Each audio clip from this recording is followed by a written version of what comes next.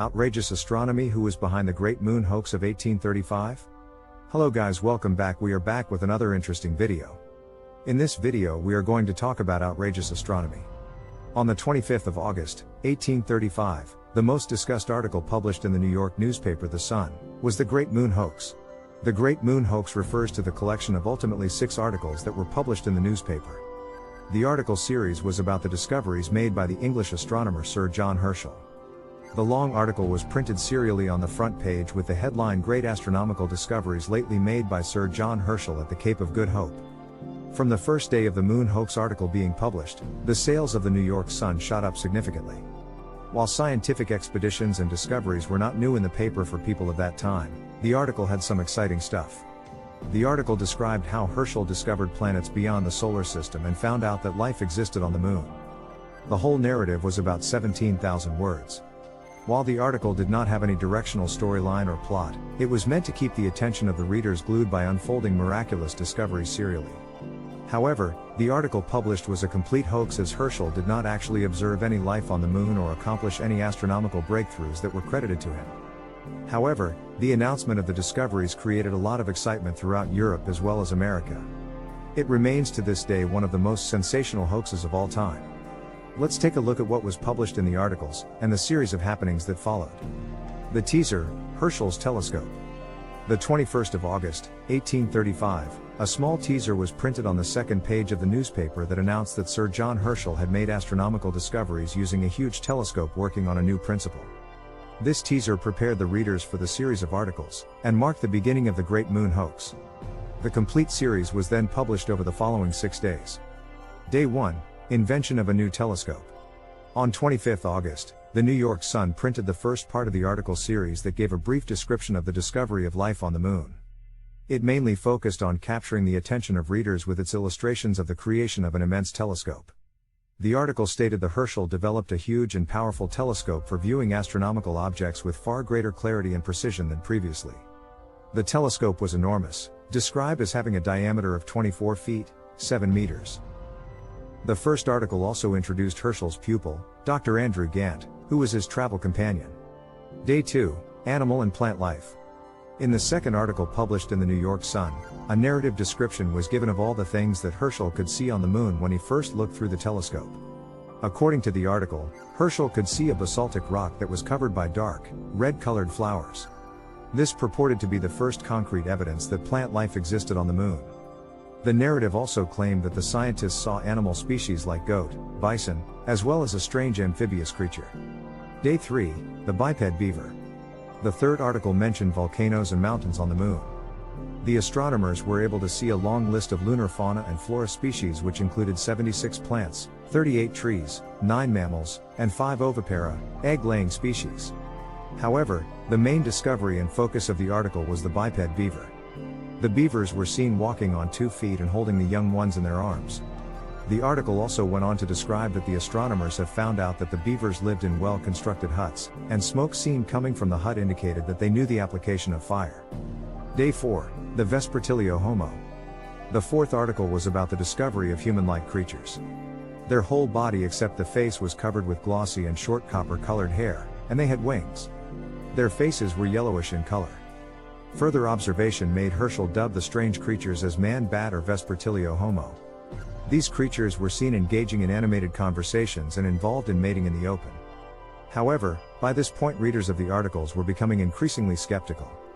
In order to provide the readers with an assurance, Dr. Gant mentioned that in upcoming volumes, a certificate would be given from different Wesleyan, Episcopal, and various other ministers who were eyewitnesses of the great wonders.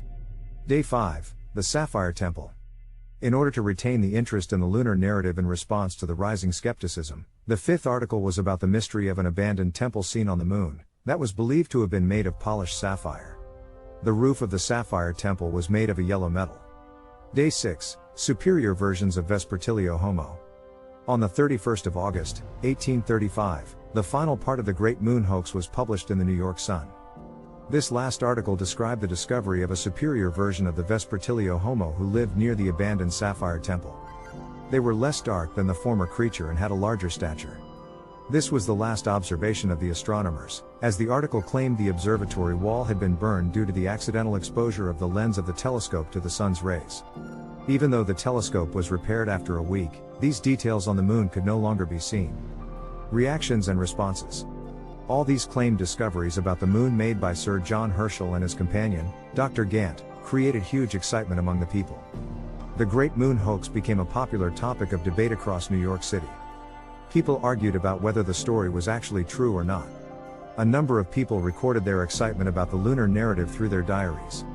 It created so much buzz in the city that other newspapers of New York started to reprint the lunar narrative owing to the intense interest of the readers. The news of the recent discovery started spreading to a number of cities in the country. While a number of people believed the hoax to be true, some careful readers of the newspaper were able to get some hints that the lunar narrative was completely unreal. Initially, an overwhelming majority of people accepted the lunar discoveries to be true.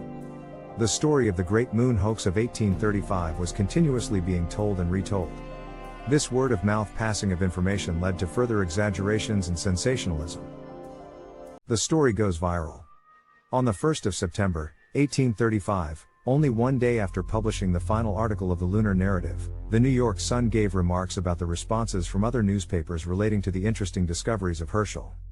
While it admitted the skepticism of some newspapers, it dismissed them, giving a list of about 11 comments to show that the news community believed in the authenticity of the lunar discoveries.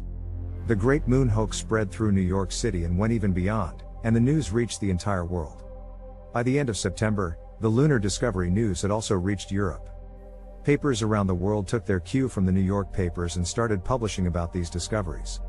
However, nationwide, there were a greater number of skeptics in comparison to the believers. The few European papers that discussed the lunar discoveries considered it as an American hoax. One thing that was quite surprising was the fact that there was no criticism directed towards the New York Sun.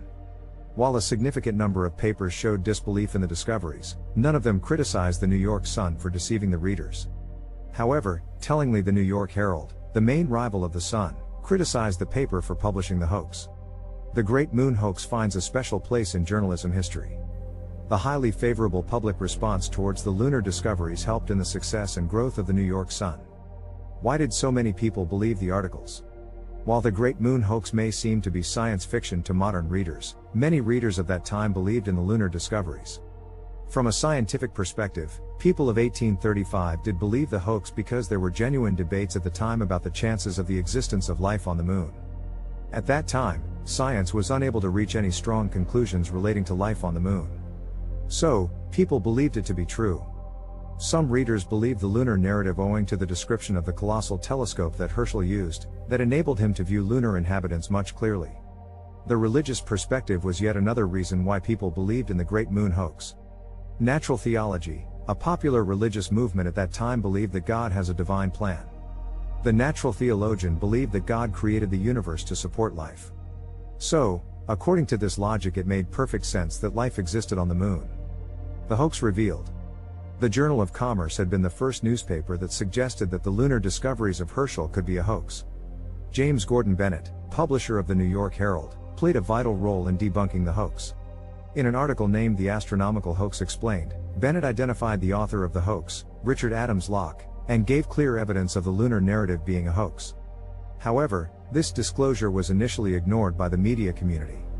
Then Bennett went on to point out that the author of the Great Moon Hoax had been hired as Sun's new editor 2 months back. This time his disclosure was not ignored. During a recent sensational trial of a religious leader, Bennett had met Locke. Through a casual conversation, Bennett had got to know that Locke was involved in scientific studies, specifically astronomy and optics. Bennett used that conversation as proof that Locke was the author of the hoax. However, Locke kept refusing to admit he was the author of the lunar discoveries. For a few weeks, the battle of raged words continued between the Herald and the Sun. But the Sun was not ready to admit that the narrative was a hoax. The game is up, Locke confesses. When Bennett claimed that Locke was the author of the Great Moon Hoax, Locke denied the fact in front of the public. However, later Locke admitted in private to one of his fellow reporters that he was the writer of the lunar narrative. While he was in a drunken state, he had shared the truth with Finn, a reporter at the Journal of Commerce.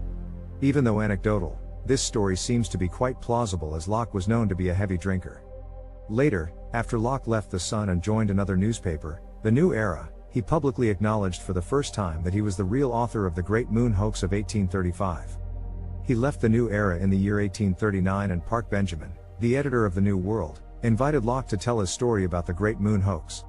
On the 16th of May 1840, Locke responded to Benjamin's invitation and told the story through a long letter on the front page of the New World. This was his most public and fullest confession. In the letter, he explained that he did not intend the lunar narrative to be a hoax but a satire.